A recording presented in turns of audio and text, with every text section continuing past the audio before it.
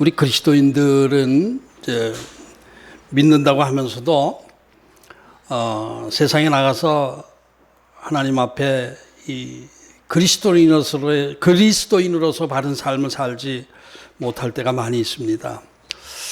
주일날 하나님께 예배 드릴 때에는 나름대로 경건한 마음으로 기도하고 찬송하고 하지만은 예배 끝나고 주일 지나고 월요일부터는 다시 세상에 나가서 믿지 않는 이들과 섞여서 살아가게 되는데, 이때 이제 우리의 삶의 모습이 정말 그리스도인으로서의 구별된 삶을 살지 못하고 그들과 그냥 어울려서 섞여서 타협하면서 살 때가 많은 것입니다. 특히 직장인들, 사회생활을 좀 하는 사람들, 이 직장 생활하면서 참 그 믿음을 지키면서 구별된 삶을 산다는 것이 그렇게 쉽지 않습니다. 요새는 어떤지 몰라도 저 직장 생활할 때는 회식이 잘 있었고 회식 때가 무척 기다려지고 그랬어요. 그랬는데 그 회식 때 다들 술 마시는데 나 혼자 술 마시지 않고 사이다 마시고 있는 것, 이런 것도 쉽지 않고, 또 술 마시고 끝나는 것이 아니라 또 2차로 노래방을 가지 않습니까? 요새는 어떤지 모르겠어요. 제 때는 이제 노래방 가서 세상 노래 부르면서 그들과 막 흥을 맞추고 춤추고 놀고 이렇게 하는 것, 이것이 참 어딘가 좀 어색하고 마음이 편치 않습니다. 그들과 같이 정신 빠지게 놀 수도 없고, 그렇다고 해서 또 뭐 예수 믿는 티 너무 내면서 완전히 또 따로 구별되게 놀다 보면은 직원들한테 왕따 당하고, 또 때로는 직장 상사에게 또 좋지 않은 대우를 받게 되는 경우도 있습니다. 그러다 보면은 이제 이거 내가 처세술이 좀 부족한 거 아닌가, 이 처세적으로 봤을 때 이들과 그래도 어울리는 척이라도 해야 되는 거 아닌가 해가지고 그들과 술도 한잔 마시고 또 노래방 가서 세상 노래도 좀 부르고 이러면서 어색하지만 그렇게 어울리다 보면은 차츰차츰 어색한 것이 없어지고 자연스러워지게 되고 아예 아무 생각도 없이 그들과 같이 어울려 놀게 되는 그런 경우가 많이 있는 거예요. 지금 우리 젊은 집사님들 제가 알죠. 다 처음 학교 졸업하고 처음 직장에 들어가서 직장에 딱 들어갔는데 그런 문화에 딱 접하는 거예요. 그러니까 그런 문제가 참 힘들고, 그래서 회식을 자꾸 피하게 되고 카드 거기서 따로 이러고 앉아 있고 이러다 보니까 직장 상사에게 좀 밉보이게 되고 직원들에게도 왕따 당하게 되고, 이래서 고민하고 그러다가 직장을 또 옮기게 되는 경우 아시죠? 있습니다. 이 안에 집사님들 중에 있습니다. 그래서 신앙생활을 좀 바로 하기 위해서는 직장 선택을 잘 하는 것도 참 중요하다. 좋은 직장을 만나는 것, 좋은 분위기의 직장, 신앙적 분위기의 직장을 갖는 것도 참 중요하다라는 생각이 듭니다. 성경적으로 볼 때 우리 신앙의 이 세상에 대한, 이 세상을 대하는 자세의 신앙의 자세, 대략 세 가지로 생각을 해볼 수 있습니다. 좀 더 분리할 수도 있지만은 묶어서 세 가지로 생각을 해봤는데, 하나는 고리평이 있습니다. 고리평. 세상과 아주 단절하고 자기 타협하지 않고 고지식하게 신앙생활하는 스타일이죠. 다른 사람에게 크게 어떤 영적 영향력을 미치지는 못한다 하더라도 자기 자신만은 그래도 하나님 앞에 바로 살려고 애쓰는 스타일, 고리평입니다. 세상과 어울리지 않습니다. 그래서 하나님과 교통하면서 하나님 앞에 예배하고 이렇게 고지식하게 올곧게 신앙생활하려고 애쓰는 스타일, 고리평이 있습니다. 또 두 번째로는 세속형 또는 고민형이 있습니다. 세속형과 고민형은 이제 또 그나마 거기서 분리할 수 있는데, 완전 세속형, 아무 생각 없이 세속적으로 논다면은 그 믿음이 전혀 없는 사람이고, 그래도 믿음이 있다라고 하면은 이게 섞여 있지만은 그래도 고민하는 스타일이 많기 때문에 세속형과 고민형을 하나로 묶어서 생각을 해봅니다. 이 세상에 섞여 살면서 그들과 타협하면서 어울리며 살긴 하지만은 마음이 편치 않은 거예요.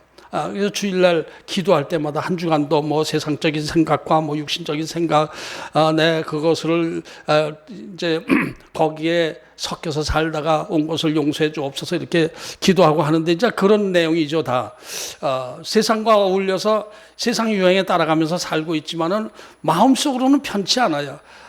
끊을 것 끊지 못하는 경우가 많이 있습니다. 하나님, 저 이런 거 좀 끊었으면 좋겠는데 이게 끊기가 쉽지 않네요. 이렇게 고민하는 그런 경우가 있죠. 세속형 또는 고민형, 세상과 신앙 이 양쪽에 다 걸치고 고민하면서 살아가는 스타일입니다. 세 번째로는 누룩형이라고 생각을 받습니다. 누룩형, 그야말로 예수님처럼 자기 자신을 희생시키면서 세상을 변화시키려고 적극적으로 복음을 전파하는 스타일. 자기 자신만 잘 믿는 게 아니라 자기 주인은 물론이고 그저 딴 것까지 복음을 전하는 것을 철저하게 사명으로 생각하고 적극적으로 신앙생활하는, 희생적으로 신앙생활하는 그런 사람입니다. 사도 바울 같은 사람이 그런 사람이라고 볼 수가 있습니다. 작년 다니엘 기도회 할 때에 어떤 강사의 간증을 기억이 납니다. 잘 나가던 의사였습니다. 아주 이름이 이름이 나고 그러기 시작하고 또 유명한 대학 의대에서 교수직으로 초청을 하고 그런 상황 속에서 다 사양하고 재산 정리하고 아프리카 선교사로 나가서 이제 굶어 죽어가는 사람들과 같이 고생하면서 그들에게 복음을 전하는 그런 간증이 기억이 납니다. 이런 사람들을 누룩형 성도라고 볼 수가 있습니다. 이 중에서 나는 어떤 쪽일까 생각해보면 좀 부끄러운 생각이 들기도 합니다. 지금 이 시대의 분위기가 옛날 소돔성과 뭐 큰 차이 없이 타락한 문화가 막 성행하고 있는 이런 상황 속에서, 이 세속 문화 속에서 살아가면서 어쩔 수 없이 섞여 살고 있지만은 그럼에도 불구하고 그리스도인으로서 좀 구별된 삶을 살면서 복음을 전하는 삶, 예수님의 제자로서의 삶을 살아야 되는데 정말 그런가? 그렇지 못한 부분이 많이 있습니다. 세상적인 눈이 자꾸 이제 떠지고 그쪽에 호기심이 생기고 그쪽에 즐거움이 생기고 이러는 면이 있는 것입니다. 오늘 본문에서 소돔성 안에 살아가고 있는 롯에 대한 이야기가 나오고 있습니다. 우리는 롯에 대해서 별로 그렇게 호감 있게 생각을 하지는 않습니다. 그렇죠? 아브라함을 따라서 하나님 땅에서 가나안 땅으로 왔고, 아브라함 덕에 아브라함의 보호 안에서 나름대로 재산들도 많이 얻게 되고 자기에게도 어느 정도 힘이 생기고 이렇게 되니까 아브라함과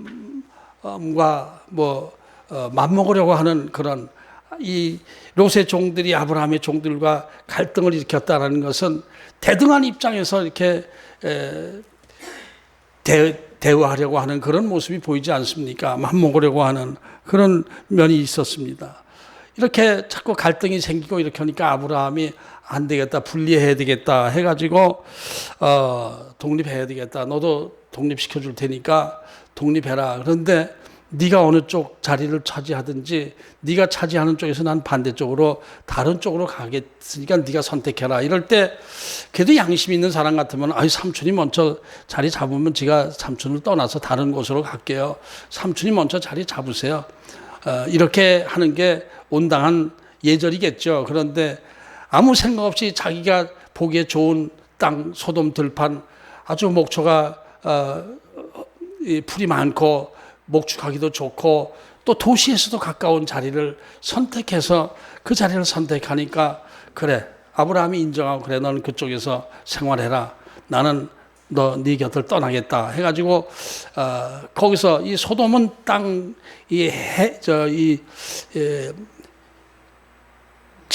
지중해보다 더 낮은 지역입니다. 아주 낮은 지역입니다. 산 쪽으로 쭉 올라가서, 거기서 쭉 올라가서 헤브론 산지 700-800고지 되는 헤브론 산지로 올라가서 좀 고립된 생활을 하게 된 것입니다. 이런 과정에서 보면은 롯은 좀 자기만 생각하는 이기적인 사람처럼 보이고 신앙이고 믿음이고 없이 그저 좀 그런 사람 아닌가, 이런 생각을 하게 되는데, 그런데 오늘 본문에서 보면은 이 롯이 하나님의 천사들을 대접하고 영접하고 하는 그런 모습을 보면은 우리가 그동안 생각했던 롯의 모습과는 좀 다른 모습을 보여주고 있다라는 생각이 됩니다. 18장에서 아브라함이 천사들을 대접하고 영접하고 했던 것과 뭐 비슷한 모습으로 천사들을 대접하고 있는 그런 것을 보여주고 있어요. 이런 면에서 볼 때 롯은 아주 완전히 세속적으로 떠난 사람은 아니고 뭔가 소돔성 안에 살면서도 그래도 조금은 구별된 삶을 살고 있었구나라는 생각을 하게 됩니다.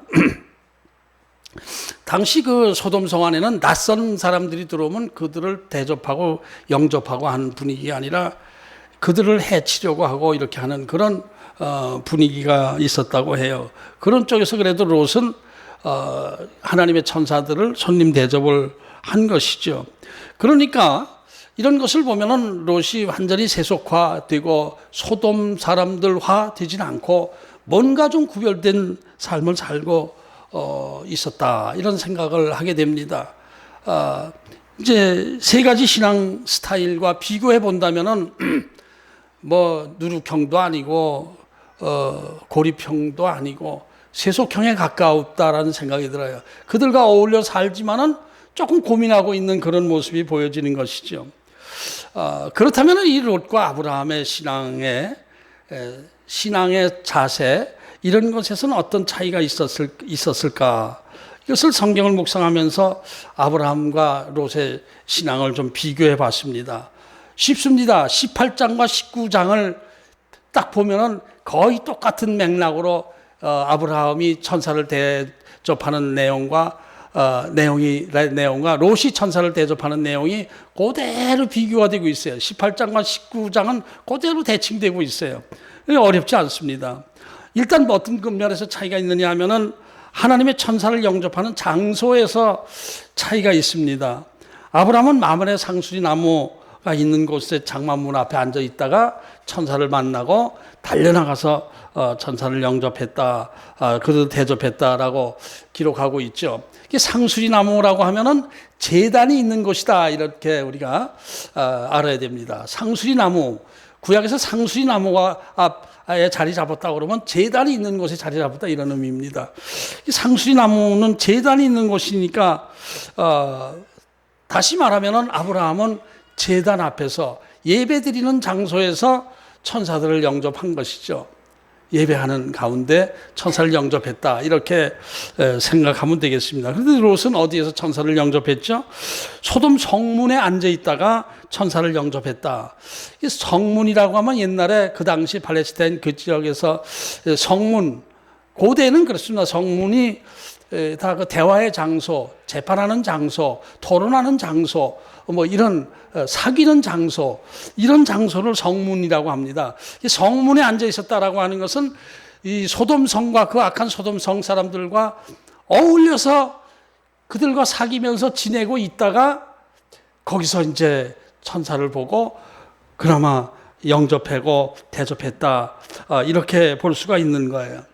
오래전에 어떤 목사님이 아담아 네가 어디 있느냐라는 그 설교 제목으로 설교를 하던 중에서 이런 말씀을 하는 것을 듣고 한참 기억을 한 적이 있었습니다.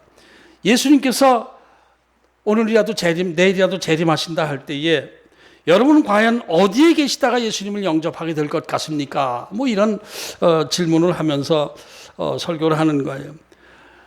다행히 하나님께 예배하고 기도하고 찬송하고 있는 중에 예수님께서 오신다 하면은 주여 제가 여기 있나이다, 저를 받아주옵소서 하고 기쁘게 당당하게 떳떳하게 주님을 영접할 수 있겠지만, 만일 그 예수님 오시는 순간에 세상 친구들과 어울리면서 술을 마시고 있는데 예수님이 오셔서 아무개 네가 어디 있느냐라고 물으신다면은 얼마나 당황하고 부끄럽겠느냐 하는 것입니다.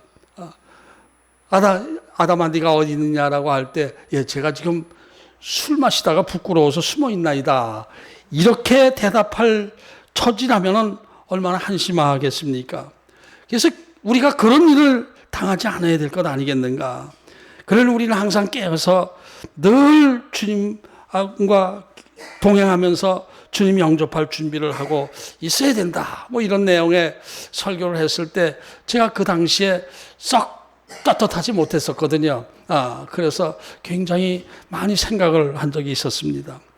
아브라함은 상수리 나무 아래에서 말하자면 성전에서 천사들을 영접했지만 롯은 세상 사람들과 어울려 사귀다가 그들과 놀고 있다가 하나님의 천사들을 영접했습니다.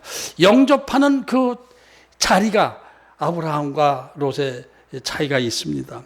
그 다음에는 예배드리는 자세에서 많은 차이가 있는 것을 보여집니다. 18장 2절부터 5절까지를 보면은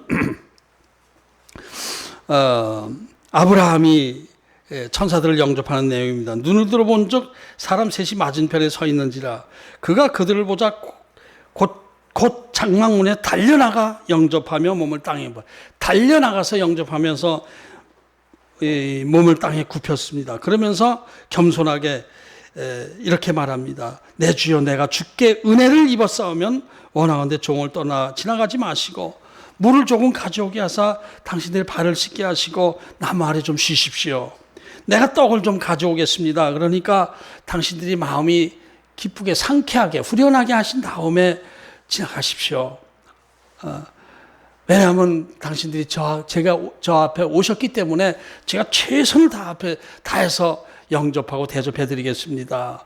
이러면서 아브라함이 급히 장막으로 가서 사라에게 고운 가루 빨리 까서 고운 가루 고급 떡을 만들라. 여기서 사라에게 이르되 속히 고운 가루 3사를 만들어 반죽까지 떡을 만들라는 건 이것은 이 떡이라는 단어가 다른 그 보통 일반 떡하고 다른 고급 떡을 얘기합니다.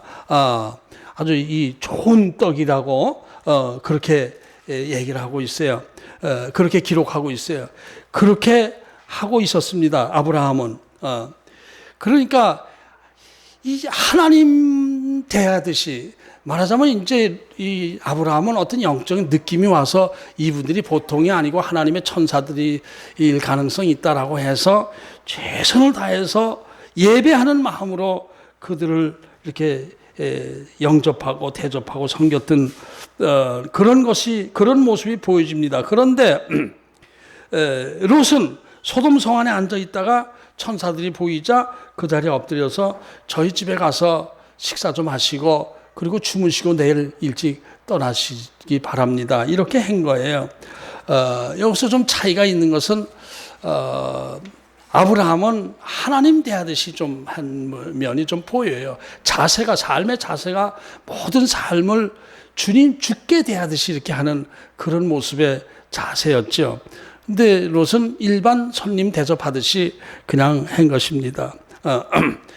이제 그래서 우리가 이 예배 드릴 때 살아계신 하나님 앞에 진심으로 예배 드리는 그 예배의 자세와 그저 이렇게 막연히 추상적으로 예배드리는 자세, 이건 큰 차이가 있습니다. 살아계신 하나님이 지금 이 자리에 함께하고 계심을 믿습니다.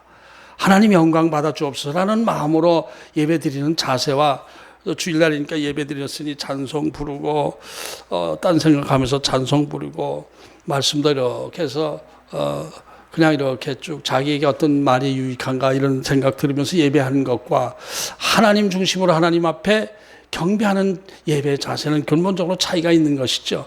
이 모습에서 롯과 아브라함이 좀 차이가 있다라는 생각을 합니다.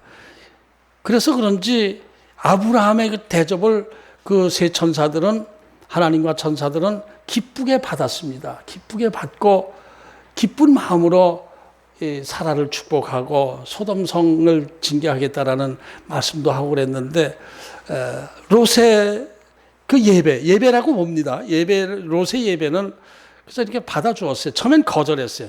괜찮다, 우리 그냥 노숙하다가 떠나겠다. 노숙하다 떠날 거야. 그럴 때 롯이 19장 3절에서 간청했다고 하는데 이 간청했다라고 하는 것은 강권적으로 밀어붙였다라는 의미가 있어요. 강권적으로 이것을 꼭 나쁜 의미라고 볼 수는 없어요. 아닙니다. 우리 집에 와서 묵고 가세요. 막 이렇게 한 것이라면 나쁜 의미라고 볼 수는 없지만은 아브라함은 겸손하게 왔으니까 저에게 은혜를 베풀어 주신다면은 제가 대접하는 것을 받아 주시옵소서. 이렇게 얘기한 것이고, 롯은 강권적으로 아니 우리 집에 오세요. 이렇게 한 거하고 좀 자세에서 차이가 있습니다. 겸손하게 영접한 것과 강권적으로 한 것과는 좀 차이가 있습니다. 나쁜 의미로 보지는 않습니다. 그러나 자세에서, 겸손의 자세에 좀 차이가 있습니다. 이 아브라함은 온 정성을 다해서 최선으로 겸손하게 예배를 드렸고, 여기에 비해서 롯은 좀 평범하게 그저 자기 습관적으로 손님을 대접하는 그런 마음으로 예배를 드렸다. 이런 차이가 있습니다. 하나님의 반응에서도 거기에 차이가 있어요. 예배는 우리가 진짜 온 몸과 마음을 다 바쳐서 나 자신을 산 제물로 하나님 앞에 번제물로 드리는 마음으로 예배를 드려야 되는데, 우리 많은 성도들이 그저 예배는 드려야 되는 거니까 드리자라는 마음으로 이렇게 예배를 드릴 때가 많이 있습니다. 그런 것들은 우리가 좀 생각해 볼 필요가 있다라는 생각이 됩니다. 그러나 그럼에도 불구하고 롯은 소돔성에 사는 다른 사람들과는 분명히 차이가 있었습니다. 소돔성의 문화에서는 손님 대접을 안 합니다. 그게 어떻게 사기쳐 먹을까, 그걸 어떻게 뺏어갈까, 이런 생각들만 하고 있는 분위기였지만은 롯은 대접을 하려고 생각을 했던 거예요. 이것은 롯이 어렸을 적부터 삼촌 아브라함을 따라 나서면서 배운 신앙의 기본이 있었기 때문에 그렇다라고 볼 수가 있습니다. 그러나 전적으로 충만하게 하나님을 믿고 섬기고 하는 것이 아니라 적당히 세상적인 삶을 살면서 자기가 어렸을 때 익혀왔던 그 습관에 따라서 손님을 대접하고 예배를 했다라고 이제 비교할 수가 있는 것이죠. 그러나 어쨌든 그 천사들이 롯의 간청을 받아들이고, 말하자면 예배를 받아들이고 롯을 구원하려고 결정을 했던 것입니다. 물론 이것은 아브라함의 그 강력한 중보 기도의 그 역할이 컸다, 이렇게 보여집니다. 그래서 하나님께서 롯을 온전히 외면하지 않고 구원의 은혜를 베풀어 주신 것이다, 이렇게 볼 수가 있는 것이죠. 그런데 이렇게 롯이 겨우 턱걸이하면서 구원의 은혜를 잊고 예배하고 하나님을 섬기고 천사들을 섬겼다는 것을 예배로 전 비교해서 지금 생각하고 있습니다. 롯의 예배를 이제 하나님께서 받아주시고 이제 예배 가운데 있었는데, 그때 사탄들이 롯의 예배를 방해하기 시작하는 거예요. 동네 이 소돔 성의 사람들이, 깡패 같은 사람들이 우르르 몰려와서 지금 그 손님들 내놓으라고 막 이렇게 하는 거예요. 이것은 예배를 방해하는 사탄의 모습이다, 이렇게 생각이 되는 것이죠. 롯이 이 세상에 섞여 살면서 나름대로 믿음을 지켜나가려고 하다 보니까 사탄이 방해라는 게, 우리도 그렇지 않습니까? 지금 우리가 이 세상에 섞여 살고 있지만은 고민형으로 살고 있다 하더라도, 그럼에도 불구하고 주일날은 그래도 토요일 저녁부터 일찍 내일 예배를 준비하며 경건한 마음으로 준비하고 그렇게 해서 내일 예배 준비를 이렇게 마음으로 하고 주일날 일찍이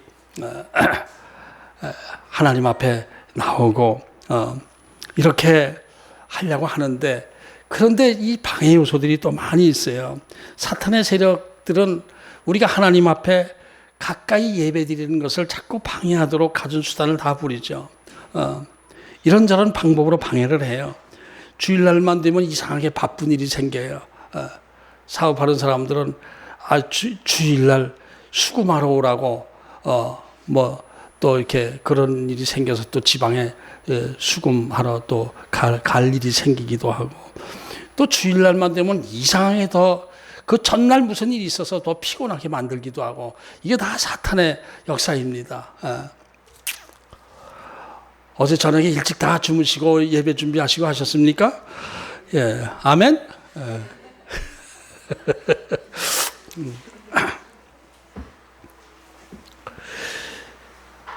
사탄의 역사가 그렇게 있어요. 주일날 또 무슨 뭐 시험을 보고 국가에서도 이런 일들이 있습니다. 방해 공작을 하는 것이죠. 우리 그리스도인들의 삶의 자세에서 가장 중요한 것은 예배 우선의 삶입니다. 모든 것을 다 포기한다 할지라도 하나님께 예배하는 것은 어떤 상황에서도 포기하지 않고 예배 드리는 것을 가장 우선시하는 것, 중요하게 생각하는 것, 이것이 정말 복된 신앙의 자세인 것입니다. 어떤 것을 내가 어떤 손해를 보더라도 하나님 앞에 예배 드리는 것만큼은 내가 포기하지 않겠습니다. 이런 자세, 이것이 복된 신앙인 거예요. 롯은 아브라함의 중보 기도와 또 주의 천사들을 영접한 것으로 인해서 가까스로 구원의 문턱을 넘어서긴 했지만은 결과적으로 롯은 부끄러운 구원이었고 복받는 신앙생활은 되지 못했습니다. 우리가 알지 않습니까?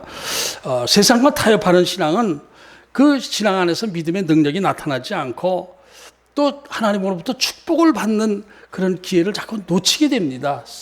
이 타협하는 신앙은 항상 그래요. 축복의 기회를 자꾸 스스로 놓치는 경우가 많이 있는 거예요. 이왕 믿으려면 우리가 아브라함처럼 최선을 다해서 섬기고 믿는 예배하고 하는 그런 신앙이 돼야 되는데 많은 사람이 아직도 롯의 신앙에 머물러 있으면서 믿음의 어떤 그 능력과 유익을 얻지 못하고 있는 안타까운 면이 많이 있습니다. 그러니까 뭐 이해는 합니다. 세상 섞여 살면서 처세술의 한 방편으로 그들과 어울리는 것, 이거 뭐 어쩔 수 없는 것 아닙니까? 이런 생각을 하지만은, 그러나 우리가 결단해야 될 건 결단해야 되는 거예요. 그래야 복이 있는 신앙생활을 하게 되고 하나님으로부터 축복을 받게 되는 거예요. 롯처럼 그 양다리 걸치는 신앙 가지고는 우리가 진정한 축복을 받지 못합니다. 스스로 마음의 평안도 없습니다. 오늘 본문에서의 롯도 그런 모습을 보여주고 있어요. 저녁에 천사들이 잠자리에 들려고 할 때에 소돔 사람들이 몰려와서 난리를 칩니다. 19장 오늘 본문 4절 5절을 봅니다.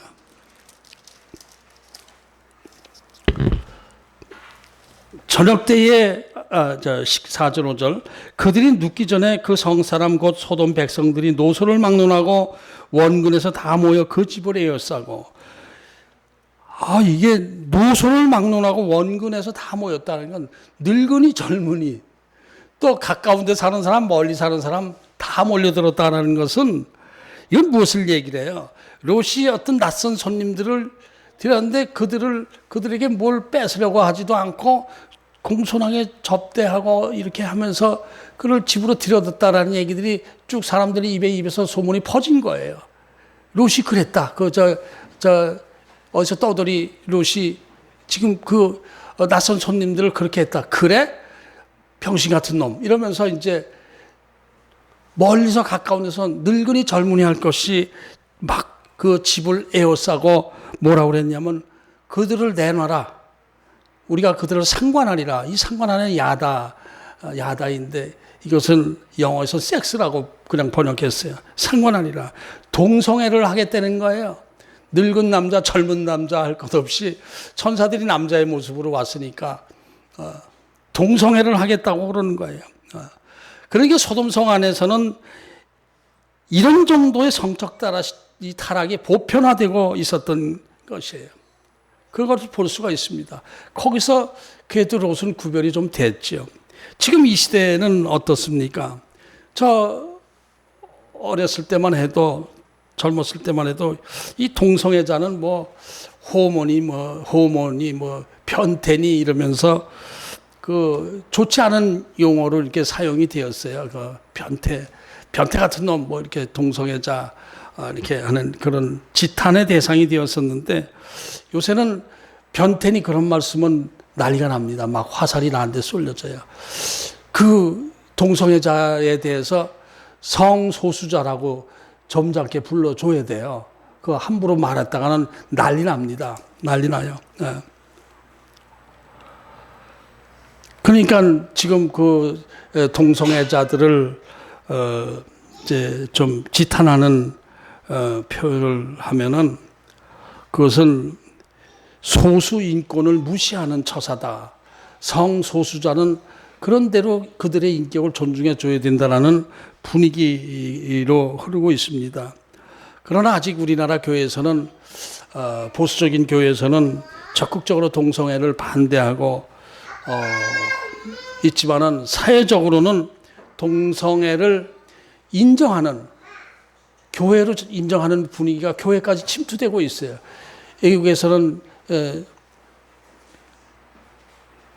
지금 교회에서도 많이 인정하고 있습니다. 우리 요즘 또 지금 아시는지 모르겠습니다만은 요즘 요 가까운데 분당에 어떤 큰 대형 교회 부목사님이 설교하는 중에 동성애자를 좀 변호하는 듯한 설교를 해서 난리가 지금 나고 있어요. 막 그래서 아주 젊은 훌륭한 목사님인데 담임 목사님이 사과하고 그랬어요. 그래서 제가 그 설교문을 찾아서 따서 이렇게 읽어보니까 조금 애매하긴 한데 지금 이런 내용이 있어요. 그 설교 중에 동성애 자꾸 문제가 생기고 사회적 이슈가 되고 교회에서 반대하고 그렇게 하는데 그래서 그 동성애에 대해서 깊이 들어가 봤다. 그러니까 거기서 이미 대세는 기울어져 버렸습니다. 동성애 반대하면 꼰대로 낙인 찍히는 정도가 되어 있습니다. 그래서 우리가 동성애를 바라보는 시각에 대해서도 좀 연구가 필요하지 않나라는 생각을 합니다. 이런 식으로 얘기를 한 거예요. 왜냐하면 이제 동성애가 질병이다. 질병으로 자꾸 남자가 여자에 대한 어떤 그 애정이 생기는 것이 아니라 남자에 대해서 이상한 성적 욕구가 생기고 이렇게 하는 건 질병이기 때문에 어느 정도 인정해야 된다라는 그런 분위기가 깔려 있어요. 그래서 그런 점, 그러면서 이 부목사가 설교하는 내용 중에서 그보다 더 많은 잘못들이 기독교인들이 지금 하고 있으면서 왜 그거에 대해서 동성애에 대해서만 너무 그냥 죄악이다 이렇게만 하고 있는 것도 좀 문제가 있지 않느냐 이런 면에서 얘기를 했는데 이게 아주 난리가 났어요. 보수적인 기독교 그 단체에서 그 목사를 사퇴시켜야 되고 담임 목사도 사과해야 된다 막 이런 식으로 막 난리가 나서 담임 목사가 사과하고 그 부목사도 저는 동성애를 찬성하는 편이 아닙니다. 그러나 그거 좀 더 연구할 필요가 있지 않나라는 생각을 한 겁니다. 제가 실수했다면 용서 바랍니다. 다 사과를 2번씩이나 사과를 했는데도 수그러들지 않고 난리치고 있어요. 그만큼 이제 동성애에 대한 교회에서의 반응은 죄악으로 이제 단정 짓고 있는 분위기가 있는 것이죠. 어쨌든 그 소돔성의 그 대표적인 죄악은 성적 타락, 동성애 같은 것들 이런 것들이 있는 게 소돔이라는 영어로 소돔이라는 단어는 그 남색하는 그 동성애자를 얘기하지 않습니까?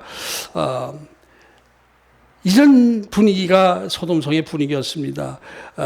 그런데 이제 롯은 그나마 좀 구별된 삶을 살고 있었죠. 7절에 보면 이르되 청하노니 내 형제다 이런 악을 행하지 말라. 롯은 그 동성애 하는 것들이 손님들을 해 끼치는 것, 이 동성애를 하는 것 이것은 악이다라고 분명히 선을 그어서 얘기를 하고 있습니다. 롯은 훌륭한 면이 좀 있습니다. 그런데 그 다음 8절을 보니까 훌륭하다고 생각했던 그 마음이 또 싹 들어가 버리더라고요. 저는 8절 내게 남자를 가까이 하지 아니한 두 딸이 있노라. 청하건대 내가 그들을 너에게로 이끌어내리니 너희 눈에 좋을 대로 그들에게 행하고 이 사람들을 내 집에 들어왔은지 이 사람들에게는 아무 일도 저지르지 말라. 손님들과 동성애를 하고 해치려고 하는 그 사람들에게 자기 두 딸을 희생시키겠다고 얘기를 하는 거예요. 아니 이게 또 무슨 소리야? 왜 좋은 생각을 하다가 또 그러는 거야. 자기가 나가서 목숨을 걸고 안 돼. 나를 죽이고 들어가든지 안 돼. 이렇게 하지는 않고 내 딸을 너희들에게 내줄 테니까 마음대로 해라. 이게 또 뭐예요? 이게 이제 그 당시 소돔 성 안의 분위기였다. 그 뭐 자료를 보면은 그 당시에 소돔 성 안에서의 딸들은 그냥 재산처럼 생각해서 돈으로 사고 팔고 뭐 했다 하는 분위기가 있다고 하는데 어쨌든 그것은 안 되는 얘기죠. 이게 소돔성의 세속 문화에 이제 섞여 있었다라는 것을 보여주는 것이죠. 참 그래서 그런 면이 또 있어요. 그래서 이 롯이 세속형, 고민형이 틀림없다라는 생각을 다시 하게 됩니다. 그러니까 이들이 뭐라고 그래요? 9절에서 그들이 이르되 너는 물러나라. 또 이르되 이자가 들어와서 거류하면서 우리의 법관이 되려 하는도다. 이제 우리가 그들보다 너를 더 헤아리라 하고 롯을 밀치며 가까이에서 문을 부시려고 하는, 롯까지 해치려고 하는 거예요. 네가 뭔데, 네가 뭐 악이니 뭐니 악을 행하지 마라. 네가 법관이야? 우리 지도자야? 떠돌이 유목민 주제에 이렇게 막 그러면서 해치려고 할 때 천사들이 드디어 할 수 없이 움직이기 시작했어요. 롯을 지켜줍니다. 롯을 끌어들이고 문을 잠그고 그들의 정신을 혼란스럽게 해가지고 들어오지 못하게 했어요. 롯을 구원시켜 준 거예요.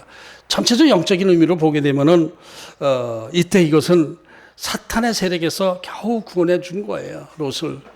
부끄러운 구원, 겨우 구원의 모습이죠. 이런 것을 봅니다. 소돔성의 죄악상 안에서 롯이 어떤 삶을 살았나, 어떤 신앙생활을 했나라는 것을 생각하면서 우리의 교훈을 결론 지어보려고 합니다. 이 시대 문화는 옛날 소돔과 비슷한 분위기입니다. 동성애 자를 성소수자라고 하고 그들의 인격도 존중해줘야 된다라고 하고 그들을 뭐 무시하거나 죄인 취급하면 꼰대 소리밖에 못 듣는다. 이런 시대에 우리가 살고 있습니다. 이때 우리는 과연 어떤 세상을 향한 어떤 삶을, 어떤 신앙생활을 해야 되는가. 세속 문화와 좀 분명히 구별된 삶을 살아야 된다. 세상 유행과 거리를 둬야 된다. 세상 문화와 너무 세상 문화에 섞여 있어. 그냥 타락한 문화 속에서 섞여서 죄 같지도 않은 생각도 많이 들어요. 자연스럽게 그런 생각이 됩니다.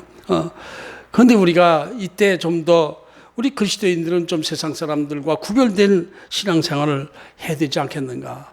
믿으려면 아브라함처럼 온전한 신앙을 가져야 된다. 세상과 섞여서 이제 양다리 걸치고 신앙생활 살아가는 신앙생활이 아니라 온전히 구별된 거룩하고 경건한 모습의 삶을 우리가 살아가야 되지 않겠는가 하는 생각을 해봅니다.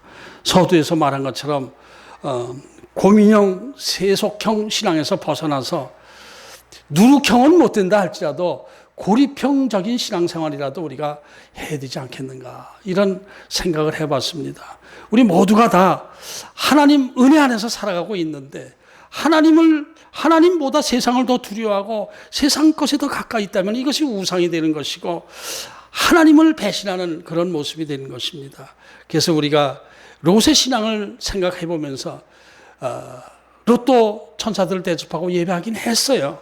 그러나 세속과 섞인 그 예배 안에서 겨우 구원을 받았습니다. 그러나 아브라함은 완전히 따로 고립된 삶을 살면서 하나님과 동행하는 삶을 살았습니다. 그래서 우리가 오늘 아브라함의 신앙을 본받고 소돔성에서 탈출하는 그런 신앙이 되기를 주의 이름으로 축원합니다. 하나님 아버지,